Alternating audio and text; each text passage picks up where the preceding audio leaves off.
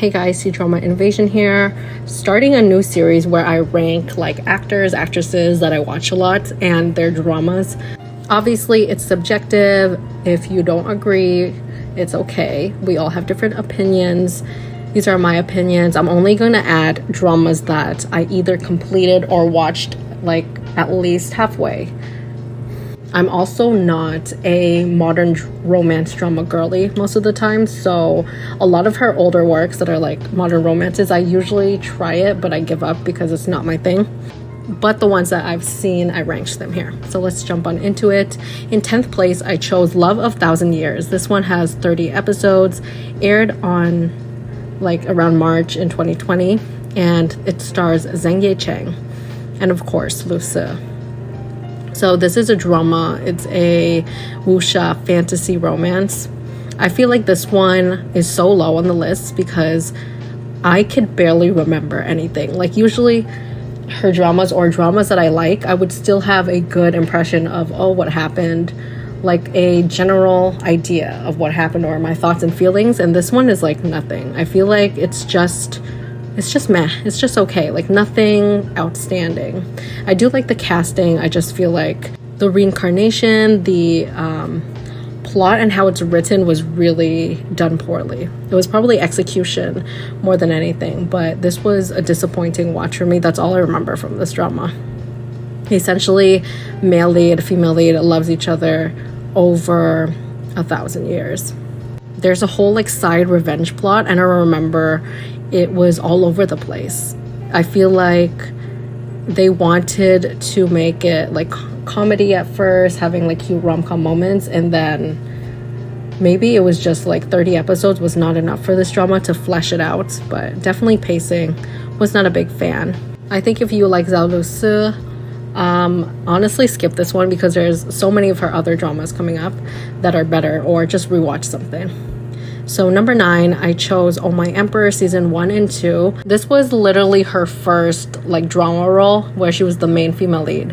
And I remember it blowing up. Like I've been watching C-dramas as long as I could remember. Probably around like 2014, 2015. So over like 10 years. But 2018, this one came out and it was one of those fun, unique ones. And it was really the start of these smaller web dramas with a bunch of like fantasy elements. Essentially, it follows a 21st century doctor who got transported into ancient times.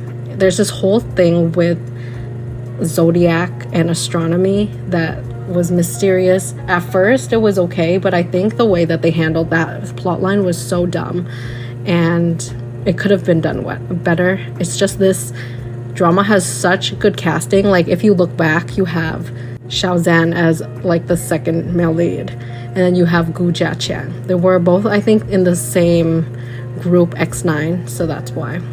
And at the time, like everyone was just kind of starting out. It was a fun drama in terms of rom-com, but the twists and turns and the melodramatic side was so poorly done.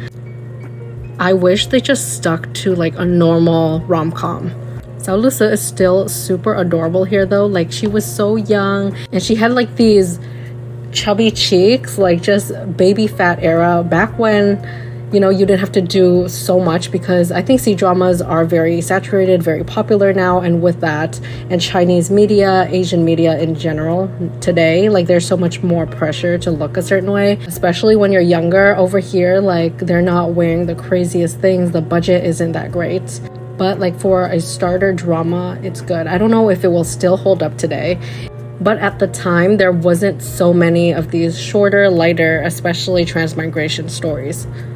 Next drama might come as a surprise, but it is Dating in the Kitchen. I feel like this is still one of her more underrated works. Dating in the Kitchen aired in 2020. There's 24 episodes, and it's a romance between an older man and a younger woman. I think that's why I like this dynamic a little bit more than normal CEO romances. The comedy was so good, and the male lead is played by Liu Yushen, which I think he's amazing, super charismatic. I've only seen this drama of his and the Heavenly Sword slaying saber He usually does more like wuxia martial arts things, but I was so surprised to see him here. His acting is great. The rom-com here actually works, and it's really sweet seeing these two go from him like not really caring about her, being his like mean boss, and then doing the most for her.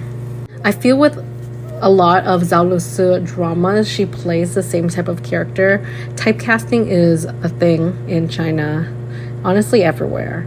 Like once you be successful in one genre, like she plays a bubbly, cute style, but what makes this one work is, I remember it was quite steamy. Like since the male protagonist is a man and not like those youth romantic like sweet dramas, it's like another level of chemistry and it felt natural.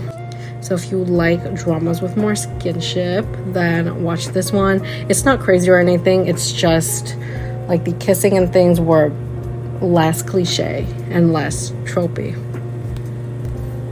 7th is The Last Immortal. This one I'm actually currently watching. I picked it back up again since I finished Sword and Fairy.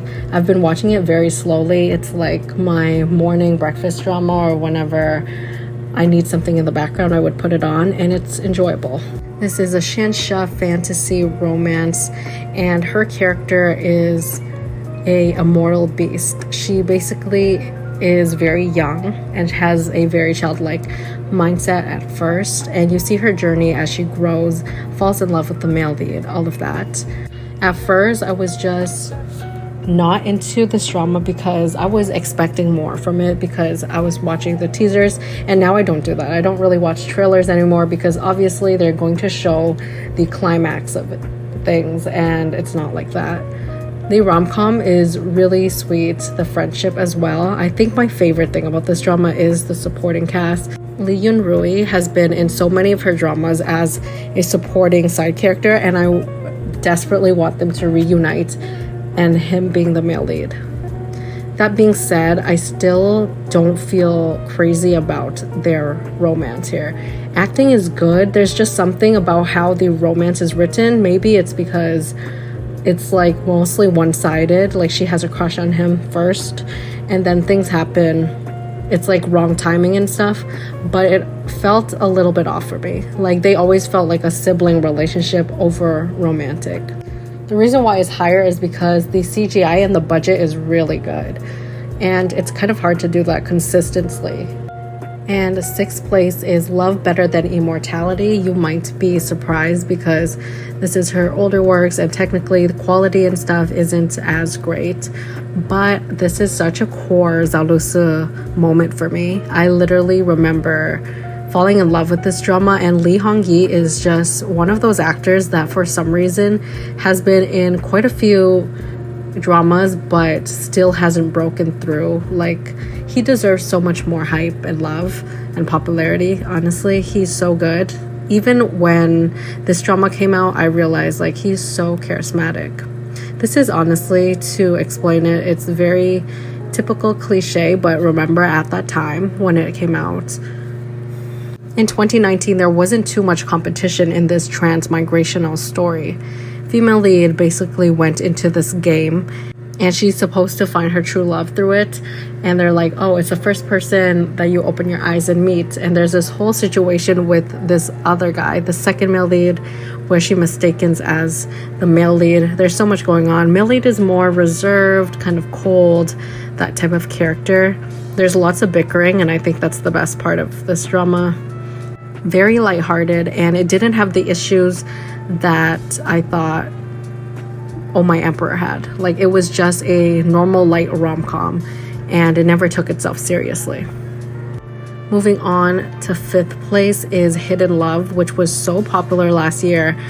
Probably the most popular drama last year that came out in terms of modern romances, and I watched it. I enjoyed it, but I still had some issues with it.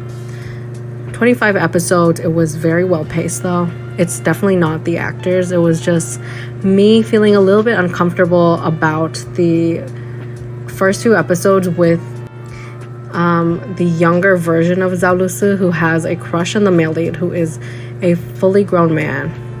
She was literally like, she's 12. She's dead ass 12 years old. And this came out last year, so she's like 11. So it's pretty weird. The male lead is 27. And the actress was great and all, but it was a controversial decision. Like, I would have cut it out and just have Zhao Lusi show those other moments of her in high school and stuff. Like, skip that whole... Like, I fell in love with him when I was literally 12. She could have just narrated it, you know. One of the best things about this drama has to be the sibling dynamic with actor Victor Ma. Amazing. Also, the aesthetics. June to July summer vibes. It's absolutely perfect for these type of romances. And I think it's different from your normal romance from school days because nothing really happened until she's grown. And it shows like how heartbreaking it could be to have a one-sided love and how it took over so much of your life. Like, the crush aspect was really well done. He was so gentle, sweet, and understanding. The moment when he opened up to her about his backstory and how they comfort each other, it's so sweet. I really like this one because it had a layer of reality. Like, the characters feel grounded and real. Fourth is the Long Ballad. This one, she played second female lead, and you didn't get too much of her perspective until later, but it was such a surprise to me when this came out in 2021 that we had such an amazing cast. I was like, wow, you get Cdrama and Lusi in a drama? Amazing. And of course, all of the cast members has been soaring in popularity after this. It had 49 episodes. Honestly, some episodes could have been shortened, especially Luci's arc. I'm not going to talk about the main plot of it, but her plot was a little bit slow. Like, she is this naive, sweet princess character who travels the world and starts to like open her eyes, see like poverty, all these different issues, and go through many hardships to become stronger mentally. And also she falls in love with her bodyguard, played by Liu Yuning. I'm excited for their upcoming drama, which is The Legend of Jewelry. Third place I had to give to The Romance of Tiger and Rose. I was honestly contemplating if I should just make this tie with second place. But yeah, since I decided it's top 10, it will be third place, but I still love it so much. This is probably her most recognized drama before the other two dramas I'm going to talk about, which you can probably guess if you've watched her dramas. But this one was so much fun. It's also a transmigrational story, but what makes it different is it's a matriarchy and not a patriarchy. This means that woman is top dog. Like, they run this town. The princesses, the queens are running this town. All the husbands serve them, all of that. It's completely opposite. So male lead is from the patriarchy, the normal like drama world that we see. And he has to be married to the female lead. And the whole thing is so much fun. 24 episodes, lots of amazing jokes, beautiful visuals. Ding Yuxi was, I think this was his breakout role. It still is. Like, his acting and her chemistry here, like both of them were on the same level. I was so surprised with their chemistry. It really works here. They're so adorable. But when the emotional moments hit, it's still there. You know it's good when the internet was, I remember looking online on Twitter and stuff, and everybody was like, oh my gosh, he has the biggest crush on her. I wonder if they're dating. All of these things. Second place is Who Rules the World with Yang Yang. This one is a drama about two people who are on top of the world. They're basically each other's rivals, like frenemies almost. I really love their dynamic. Very flirty, very fun, and they're both good people. They end up working on a bunch of cases together, and since they're so similar, they get along very well. And eventually they fall in love, of course. But it's much more to that. I thought the ending of this could have been a little bit better. I wish they paced it better with the final battle and stuff. It was a bit rushed in my opinion. I wish they gave us like a special, like 1 or 2 episodes. But overall, it was really good. The banter is just excellent. Also, I love when she's powerful, but he is too.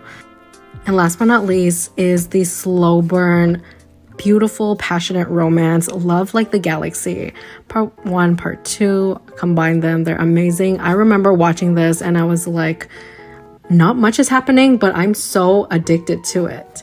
And it has that addictive quality. Like at first, you're not gonna get romance. You're literally just gonna have the most minimal interaction between them, but the way he looks at her and the way they meet each other is so funny. She is kind of crazy at times, like her little pranks and stuff, but the romance is deep, and it's just the entire journey just makes it perfection. The angst and the melodrama is probably my favorite thing. Also, the tension between them is insane, especially scenes when like they bump into each other and he got injured. Like that was one of the first scenes where I'm like, oh, this is so good. The way she pulled out the arrow, and he was like whipped by that point, but he can't show that he's interested in her. I love how protective he is of her. Like after they get together, there's lots of funny moments with the family too. So all of it is worth the watch. Definitely my favorite drama of hers. I cannot wait for Legend of Jewelry again because it's more of a serious role.